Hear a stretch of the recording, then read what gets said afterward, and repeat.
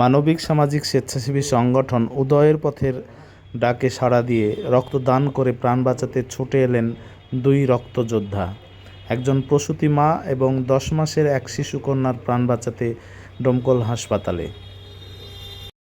মানুষের ছোট হলে উপকার করার জন্য ওয়েট করছি। সাধারণত নিজের কাজের ব্যস্ততার জন্য ওয়েট করতে হয়, আর অন্যের ভালো একটু হবে সেই উপকার বসে ওয়েট করছি। অপেক্ষাটা খুব সুন্দর লাগছে। অ্যাকচুয়ালি আমাদের সবারই মানুষের উপকারে এগিয়ে আসা উচিত।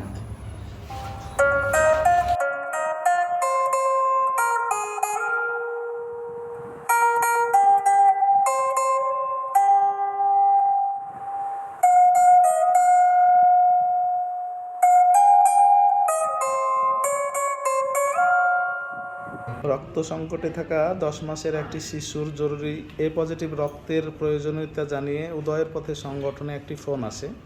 আমরা সঙ্গে সঙ্গে ডোমকল কেবিকে প্রাথমিক বিদ্যালয়ে শিক্ষক সুজাউদ্দিন মাস্টারমশাইয়ের সঙ্গে যোগাযোগ করে এবং তিনি এসে সেই শিশুকে রক্তদান করেন।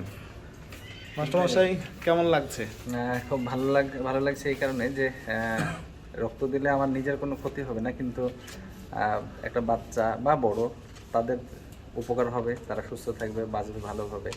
সেই জন্য আমার এটা খুব ভালো লাগছে, গর্বিত মনে হচ্ছে, এবং আগামী দিনে আমি এরকম সুযোগ আরও আসলে গ্রহণ করব। প্রথমবার রক্ত দিলেন? হ্যাঁ, প্রথমবার রক্ত দেওয়ার অনুভূতি কেমন? এবং যেহেতু আমি যে স্কুলে চাকরি করি, আমার সেই পাড়ারই বাচ্চা, মানে আমাদের স্কুলের স্টুডেন্ট হবে আগামী দিনে নিশ্চয়ই, তো খুবই ভালো লাগছে।